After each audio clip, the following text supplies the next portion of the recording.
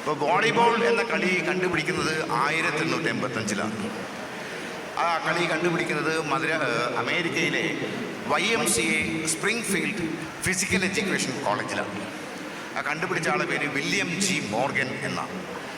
ഒന്നാം ലോക മഹായുദ്ധത്തിൻ്റെ സമയമായപ്പോഴേക്കും ലോകമെമ്പാടും സഞ്ചരിച്ച യൂറോപ്പിലെയും അമേരിക്കയിലെയും സൈനികർ അവരുടെ ഒരു ഒഴിവു സമയ വിനോദമായി വോളിബോളിനെ ഉപയോഗിക്കുകയും അത് പതുക്കെ ലോകത്തിലെ എല്ലാ രാജ്യങ്ങളിലേക്കും പടരുകയും 1921 അത് മദ്രാസ് YMCA ഫിസിക്കൽ എഡ്യൂക്കേഷൻ കോളേജിലെത്തുകയും ചെയ്യും. ആ വർഷം നമ്മുടെ വടകരക്കാരനായ ഒരു മാധവൻ നമ്പ്യാർ എന്ന് പറയുന്നൊരു ചെറുപ്പക്കാരൻ, അദ്ദേഹം ആരാണെന്ന് എനിക്ക് അന്വേഷിച്ച് കണ്ടുപിടിക്കാൻ കഴിഞ്ഞിട്ടില്ല. അദ്ദേഹം വടകരയിൽ നിന്ന് തീവണ്ടി കയറി മദ്രാസ് YMCA ഫിസിക്കൽ എഡ്യൂക്കേഷൻ കായിക അധ്യാപകരുടെ പരിശീലനത്തിന് ചേരുന്നുണ്ട്. അങ്ങനെ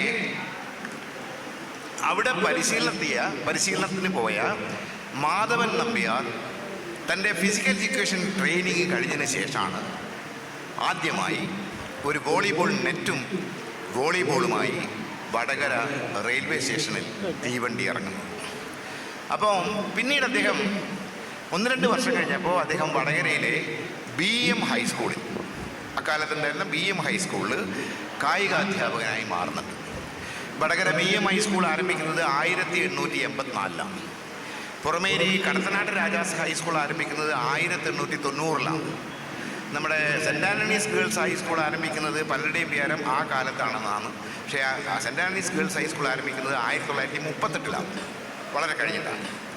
അപ്പം ഞാൻ ഈ ചരിത്ര പഠനത്തിൻ്റെ ഭാഗമായി കടത്തനാട് രാജാസ് ഹൈസ്കൂളിലെയും പിന്നെ പുറമേരി വടകര BM ഹൈസ്കൂളിലെയും സെൻറ്റ് ആൻ്റണീസ് ഗേൾസ് ഹൈസ്കൂളിലൊക്കെ പഴയകാല സ്കൂളുകൾ റെക്കോർഡുകൾ ഞാൻ പരിശോധിച്ച സമയത്ത് ലഭ്യമായ രേഖകൾ പ്രകാരം കടത്തനാട്ടിൽ ഉയർത്തപ്പെട്ട ആദ്യത്തെ വോളിബോൾ കോർട്ട് 1924 പുറമേരി കടത്തനാട്ട് രാജാസ് ഹൈസ്കൂളിലാണ്. ആ കോർട്ട് ഉണ്ടാക്കിയത് 2 അധ്യാപകരാണ്. അവരുടെ പേര്, ഒരാളുടെ പേര് നാരായണൻ നായർ എന്നാണ്, മറ്റേയാളുടെ പേര് ശങ്കരക്കുറുപ്പ് എന്നാണ്. 1930-കളുടെ തുടക്കത്തോടുകൂടി നമ്മുടെ ഇന്നത്തെ വടകര DE ഓഫീസ് നിൽക്കുന്ന സ്ഥലത്താണ് അന്നത്തെ ട്രെയിനിങ് സ്കൂൾ. ആ ട്രെയിനിങ് സ്കൂളിൽ ഒരു അധ്യാപകൻ വരികയാണ്. വീരരാഘവയ്യർ എന്നാണ് അദ്ദേഹത്തിൻ്റെ പേര്. അദ്ദേഹം പാലക്കാട് സ്വദേശിയാണോ എന്നൊരു സംശയം. അദ്ദേഹം അതിൻ്റെ ഹെഡ്മാഷായി മാറുകയാണ്. ഹെഡ്മാഷായി വന്ന പ്രധാനാധ്യാപകനായി വന്ന വീരരാഘവയ്യർ ഭയങ്കര സ്പോർട്സ് പ്രേമിയാണ്. നമ്മുടെ പുതിയ തലമുറയിലെ അധ്യാപകർക്കൊന്നും ഇങ്ങനെ ഒരു സ്പോർട്സ് പ്രേമമൊന്നും ഇപ്പം ഇല്ല. നമ്മുടെ വോളിബോളിൽ ഇങ്ങനെ മുരടിച്ച് പോകാനുള്ള പല കാരണങ്ങളിൽ ഒരു കാരണം ഇതാണെന്നുള്ളതാണ്. കാരണം ഫിസിക്കൽ എഡ്യൂക്കേഷൻ്റെ പീരീഡ് ഇംഗ്ലീഷ് ഗ്രാമറിന് സ്പെഷ്യൽ ക്ലാസ് എടുക്കുകയാണ് മിക്കവാറും എല്ലാ പല സ്കൂളുകളും. കുട്ടികളെ കളിക്കാൻ വരെ വിടുന്നില്ല എന്നുള്ളതാണ് സത്യം. അപ്പോൾ ഈ ശാസ്ത്രീയമായ വോളിബോൾ, അന്നത്തെ നിയമാവലിക്കനുസരിച്ചുള്ള വോളിബോൾ വടകരക്കാരെ പരിചയപ്പെടുത്തുന്നത് ഈ വീരരാഘവയ്യരാണ്. ഹരീന്ദ്രൻ മാഷ് ചോദിച്ച ചോദ്യം എൻ്റെ വോളിബോൾ ജീവിതത്തിൽ ഏറ്റവും അവിസ്മരണീയമായ ഒരു സംഭവം എന്താണെന്നുള്ളതാണ്. അത് 86 സിയോൾ ഏഷ്യൻ ഗെയിംസിലുള്ള ബ്രോൺസ് മെഡൽ നേട്ടം തന്നെയാണ്. അതിന് സഹായകമായിട്ടുള്ള ഒരുപാട് ഘടകങ്ങളുണ്ട്. ഒന്ന്, നമ്മളുടെ ഇന്ത്യൻ ടീമിൻ്റെ മുഖ്യ പരിശീലകനായിരുന്നയാൾ അന്നത്തെ നാഷണൽ കോച്ചും ഇന്ത്യൻ ടീമിൻ്റെ ചീഫ് കോച്ചുമായിരുന്ന നമ്മളുടെ വെള്ളികുളങ്ങര സ്വദേശിയായിരുന്ന ശ്രീ അച്യുതക്കുറുപ്പ് സാറായിരുന്നു.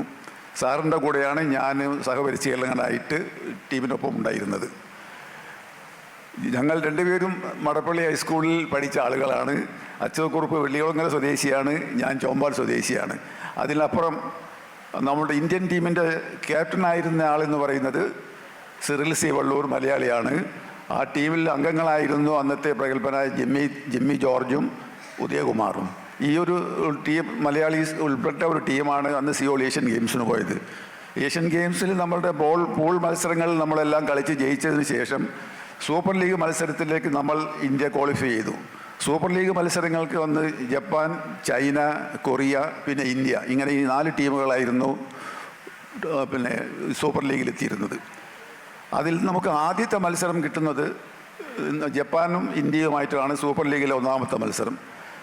ആ മത്സരം നേരിട്ടുള്ള 3 സെറ്റുകൾക്ക് നമ്മൾ ജപ്പാൻ ടീമിനെ പരാജയപ്പെടുത്തുകയായിരുന്നു. ആ വിജയത്തിൻ്റെ ഒരു പ്രാധാന്യമെന്ന് പറയുന്നത് നമ്മൾ ഇന്ത്യൻ ടീം ഒരു മെഡൽ പൊസിഷനിലേക്ക് വരുന്നതായിരുന്നു. പിന്നീടുള്ള നമ്മുടെ ചൈനയായിട്ടും ജപ്പാനുമായിട്ടും കൊറിയയായിട്ടുമുള്ള മത്സരങ്ങൾ നമ്മൾ തോറ്റെങ്കിലും അത് വളരെ നിർണായകമായൊരു അത് ജീവിതത്തിലെ ഒരിക്കലും മറക്കാൻ പറ്റാത്ത ഒരു മെഡൽ. കേരളം മുഴുവൻ തൻ്റെ ഒരു സവിശേഷമായ കേളി ശൈലിയിലൂടെ വോളിബോൾ പ്രേമികളുടെ ഹൃദയം കവർന്ന ഒരു കടത്തനാട്ടുകാരനാണ് മടപ്പള്ളി ബാലകൃഷ്ണൻ. ബാലകൃഷ്ണനോട് ഇതേ ചോദ്യം, താങ്കളുടെ ജീവിതത്തിലെ വോളിബോൾ ജീവിതത്തിലെ അവിസ്മരണീയമായ ഒരു അനുഭവം. ഹലോ, പിന്നെ ഞാൻ വോളിബോൾ കളിക്കാരനായിരുന്നില്ല. ആദ്യം ബാസ്ക്കറ്റ് ബോൾ കളിയാണ് ഞാൻ. അപ്പം സ്കൂളിൽ നിന്ന് സ്റ്റേറ്റ് സെലക്ഷൻ കിട്ടി. അങ്ങ് ഭോപ്പാലിലെല്ലാം പോയി കളിച്ച് വന്നതിന് ശേഷം കുഞ്ഞപ്പൻ നമ്പ്യാർന്ന എൻ്റെ ഒരു മാഷുണ്ട്. എന്നോട് പറഞ്ഞ് വാടാന്ന് പറഞ്ഞു. ഞാനും ചെന്ന് ബോളിങ്ങിനിട്ട് ഒന്ന് അടിക്കുമെന്ന് പറഞ്ഞു. എനക്കങ്ങ് അടിക്കുകയെന്ന് അറിയും. ഞാൻ മെല്ലെ ചാടി ഇങ്ങനെ അങ്ങോട്ട് തട്ടി ഇങ്ങോട്ട് തട്ടി. രണ്ടാമത്തെ ദിവസം കുറച്ചും കൂടി നല്ലതായി. പിന്നെ ഞാനങ്ങ് വലുതായി. ആ കളി കണ്ടിട്ട് അബ്ദുറഹ്മാൻ, മുകുന്നാട്ടൻ, പിന്നെ വട്ടോളി ചന്ദ്രൻ മാഷ്, ഇവരൊക്കെ ഇരിങ്ങൽ പപ്പാട്ടൻ്റെ കൂടി ഇവിടെ ആരും കളിച്ചിട്ടുണ്ടാവില്ല, ഞാനേ കളിച്ചിട്ടുള്ളൂ. പിന്നെ അപ്പോൾ എനിക്ക് ട്രാൻസ്പോർട്ടിലേക്ക് കളിക്കാൻ വരുന്നോന്ന് ചോദിച്ചു. ഞാൻ പറഞ്ഞു വരാം. അങ്ങനെ ട്രാൻസ്പോർട്ടിൽ എനിക്ക് സെലക്ഷൻ കിട്ടി. അന്നേച്ച MK ജോസഫ് IPS മൂപ്പർ ആണ് എന്നെ ട്രാൻസ്പോർട്ടിലെടുത്തത്. അത് കഴിഞ്ഞ് ഞാനിവിടെ വന്നതിന് ശേഷമാണ് വോളിബോളിൻ്റെ നല്ല നിലവാരത്തിലെത്തിയത്.